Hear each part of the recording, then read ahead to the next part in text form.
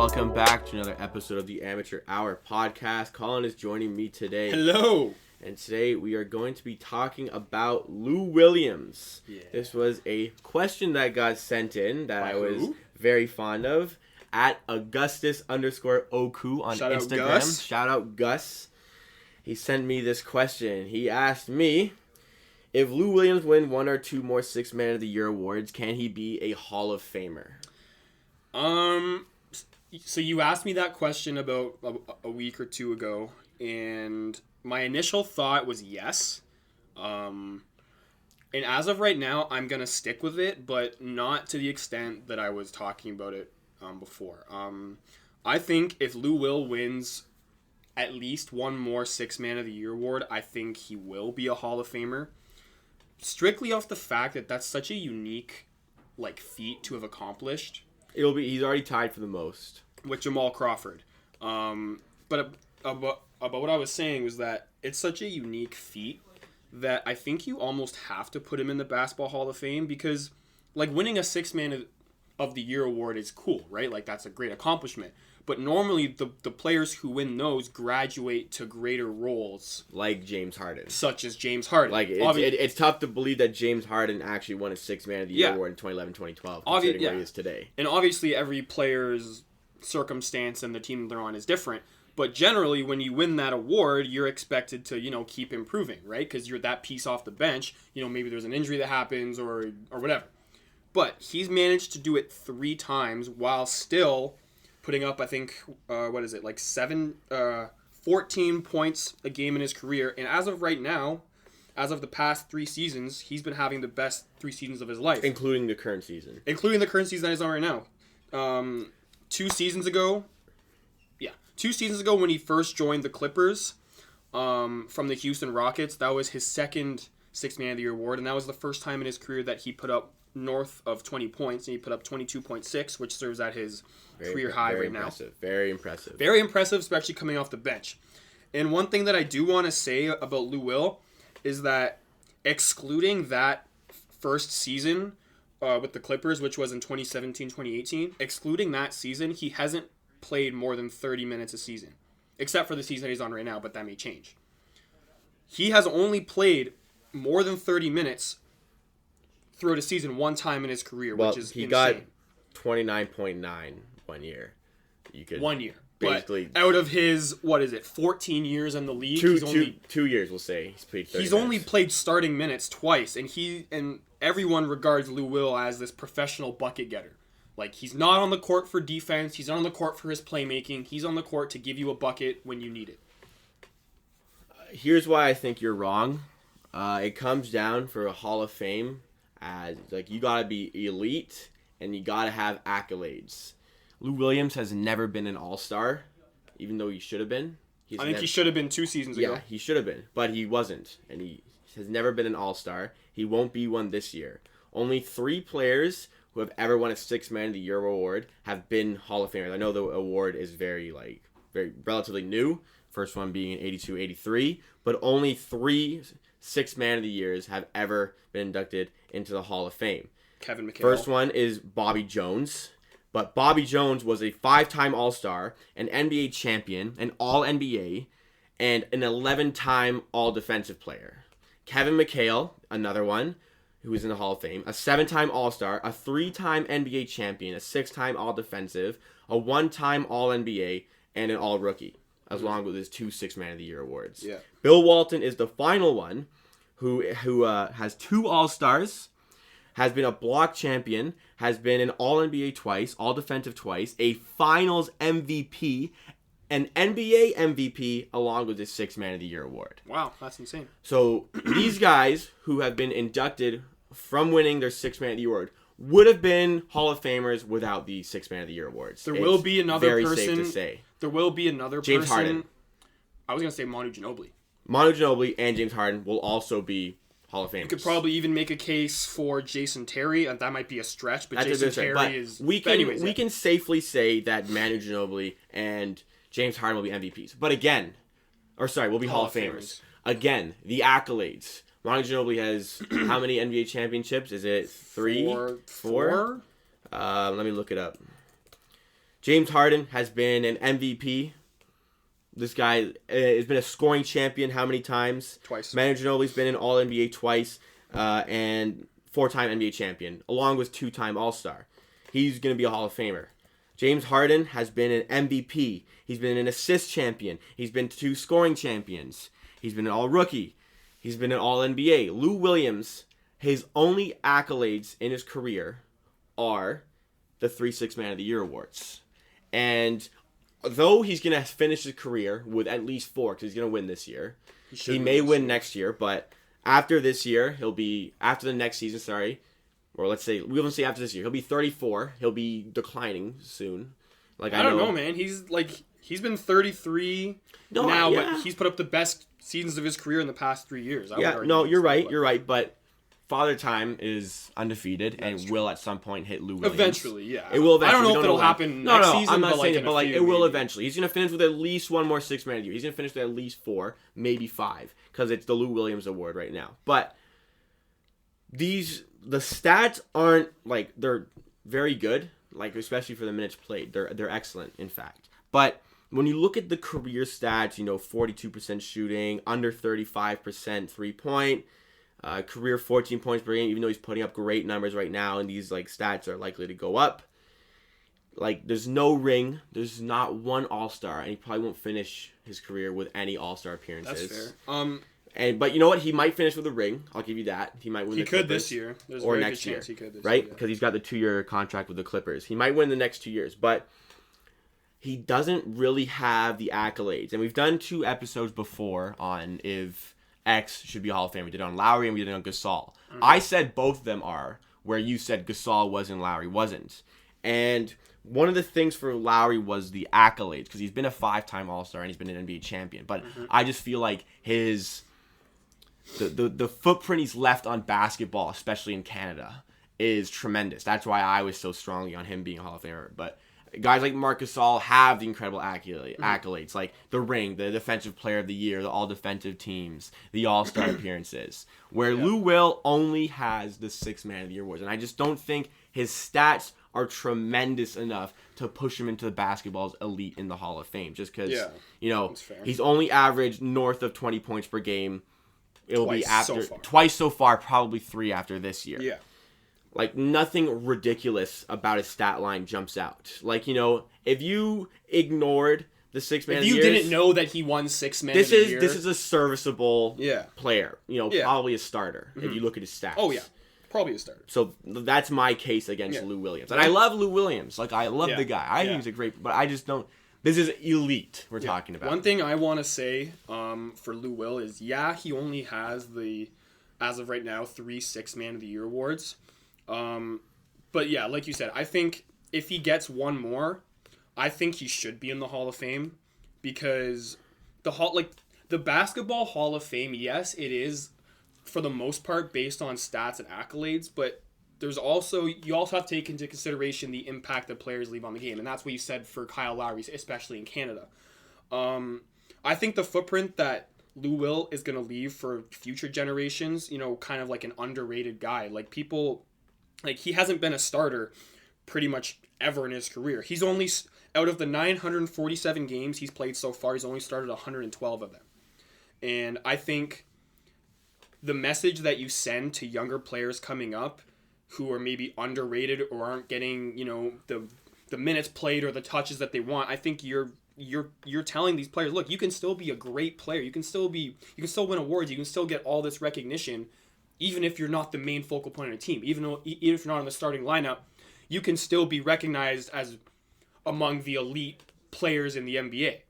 And for that reason is why I would say, if he wins a couple more, I think they won't really have a choice but to put him in the NBA, because one, of how unique it is winning it more than once. Even winning it more than once is hard.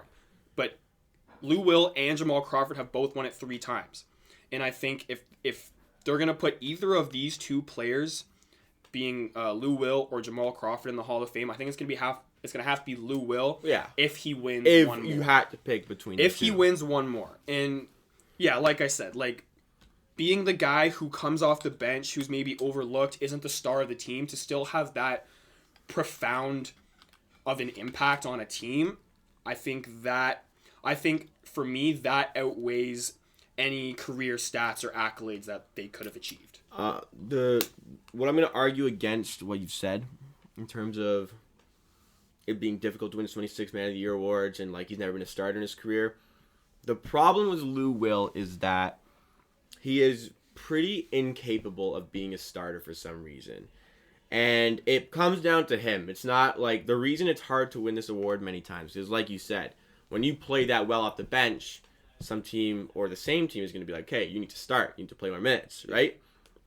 That's why you don't see many people win at a time. But in the case of Lou Williams, in the points in his career when the team's decided to put him in a starting role. So we'll go to 2009, 2010 on the Philadelphia 76ers. They played him the year before 81 times, started him zero times. He put up 13 points per game. He hadn't started a single game up until that point. Next season, it looks like he started 38 of the 64 games for the 76ers and only put up 14 points even though he played an extra 5-6 minutes. He played an extra 6 minutes. So they tried to put him into that starting role, but it didn't work out. You know, maybe it's Lou Will's fault that he didn't output enough. The increase in output wasn't there, even though we got a significant amount of more minutes. So he was never a starter again until he won the 6th Man of the Year award with the Raptors. Didn't start one game. He left. His contract expired with the Raptors. He went to the Lakers. Started for the Lakers 35 times out of the 67 games that season. But his output from the Raptors, where he won 6th Man of the Year, to being a starter on the Lakers did not increase. He put up the same amount of points per game, and his stats were relatively similar. And I know the Lakers were just straight up awful. They were 17-65 that season. They were the worst team in the West. But maybe you can attribute that to that's not really Lou Williams' fault. But in the situations where he's been given the opportunity to be a starter, he has not thrived.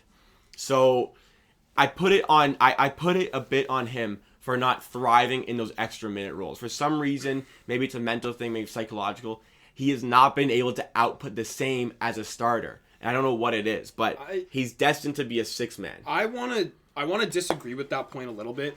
Going back to that 2009-2010 season where he started 38 out of the 64 games for Philly.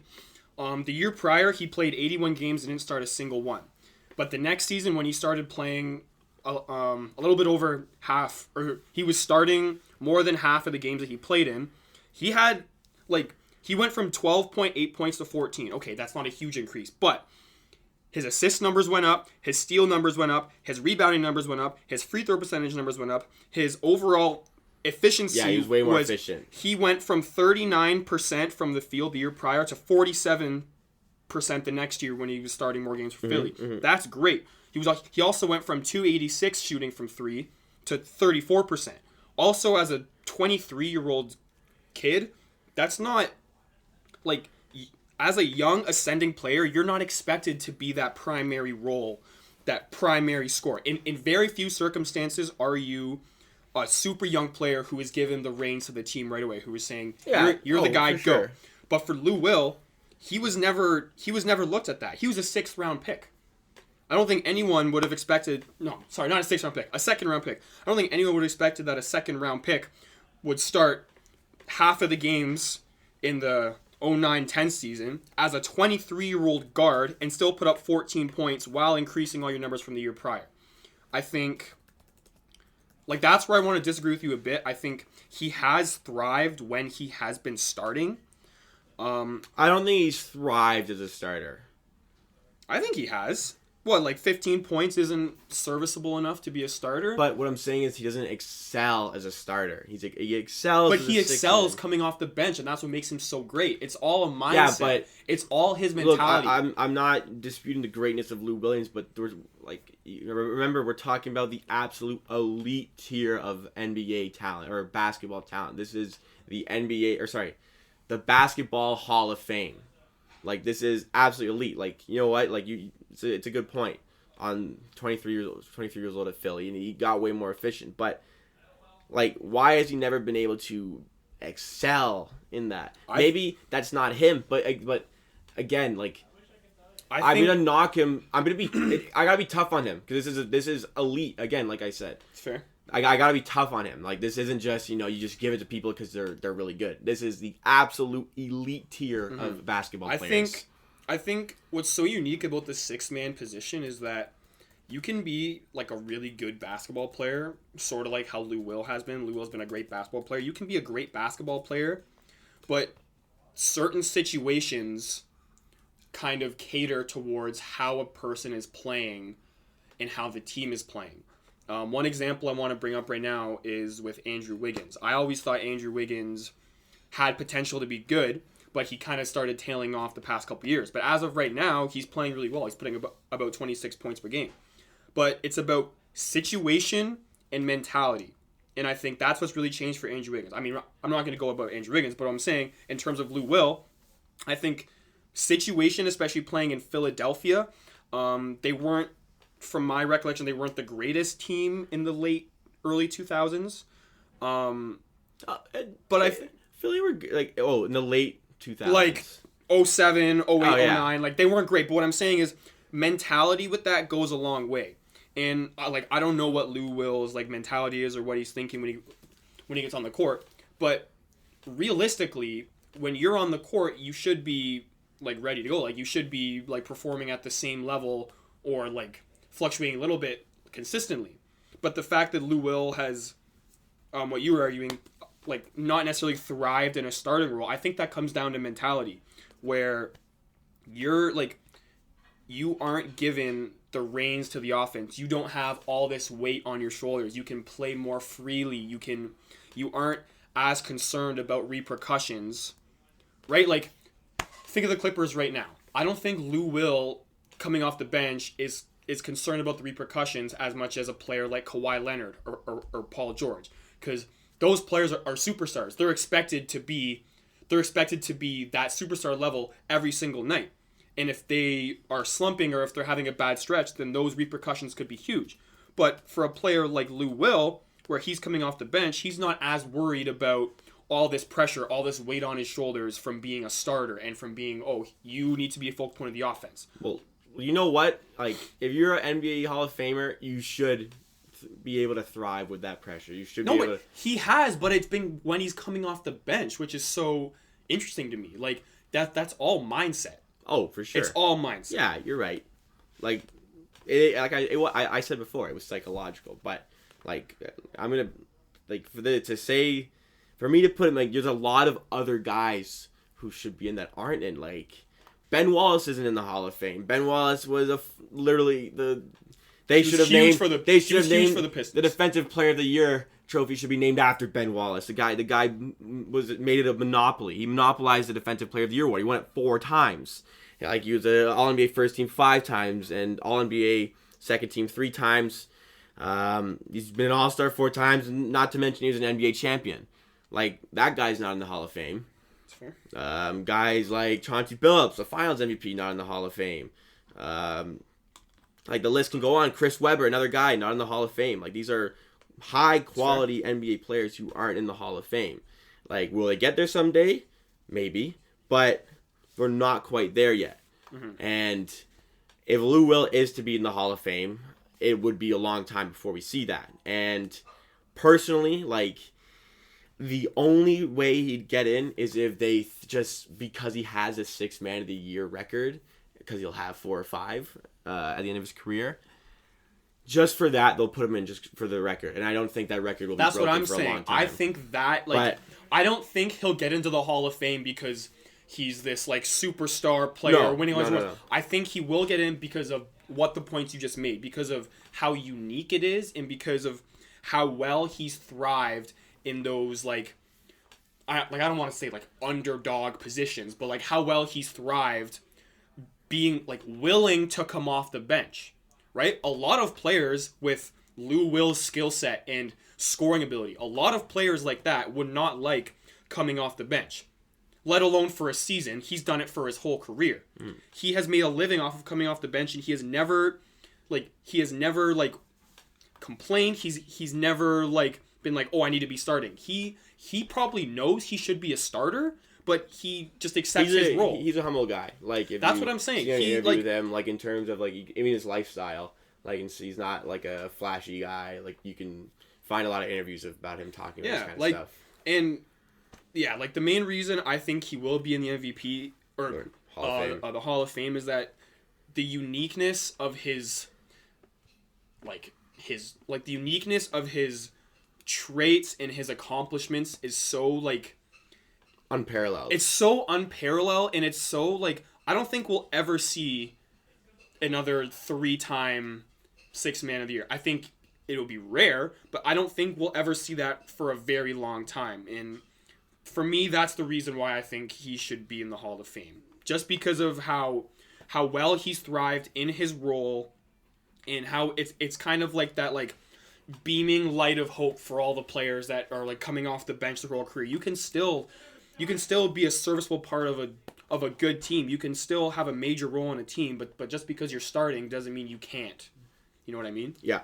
I see the point, but for me, the stats aren't there to put him in, and to be honest, the accolades aren't quite there, and just for that, I don't think he should be in the Hall of Fame. Like, I can understand the point you're making, but I don't think he should be just based off that. I think he had to do a little bit more to be in this elite class of basketball players. Not to knock Lou Williams. I love Lou Williams. Mm-hmm. Fantastic. I love watching for the Raptors. Yeah, fantastic. I like watching for the Clippers, honestly. He's a fun player to watch. Really he's saucy. Like I like watching him. He's fluid too. Like, right? It looks effortless for him. Absolutely, very smooth. But but like this is a high level, high class group of players we're talking about. And it's not there for me. Do you think if the Clippers win a chip this year, he'll be a Hall of Famer? The stake increases because that is a big accolade. Like I give Kyle Lowry the pass because he has that, but he's done a lot more. I still wouldn't necessarily put him in just because, again, like not quite enough personal accolades, but that would incredibly help his stake. Yeah. And if that were to happen, I think, and he wins another six man, maybe I could look at this again. I think if he gets a chip, he's in. He has to be in. And kind of going back on one of the points I made earlier of how it's really situation based and like mindset. Lou Will has played for 6 different teams. Sometimes for only 1 year. He played for the Raptors for 1 year. He played for Houston for 1 year. He played for the Lakers for 2 years. Atlanta for 2 years. Mm-hmm. Being able to excel in that role player role for so many teams for short stints, right? Like he was with the Raptors 1 year and then he won Sixth Man of the Year in that 1 year. He played 30 games for the Houston Rockets and still put up 15 points. Like he has done it consistently in a number of different situations, in a number of different offensive systems. He has consistently given you buckets, and that's why I think Lou Will is so unique. Yeah, like the uniqueness is there for sure, but like obviously we're not gonna convince each other, but just not quite enough for me to put him in the Hall of Fame, and we'll end it there. Like, I really love this question. Thanks a lot to Augustus for this question. Yeah, and let us know what you guys think. Do you guys think Lou Will should be a Hall of Famer? Let us know. Yeah, let us know. If you have your suggestions, we get to all of them pretty much. I don't think we've missed one. Instagram, Twitter. At Amateur PDC. Subscribe on YouTube at Amateur Sports. And, we come in with a daily content. Yep. It's been a long streak of daily content. It's been a while. How long have we been doing this I'd be interested to know how many days in a row it's been. But yeah, it's been a while. We'll end it here. Like I said, daily content. Come back soon for more of it.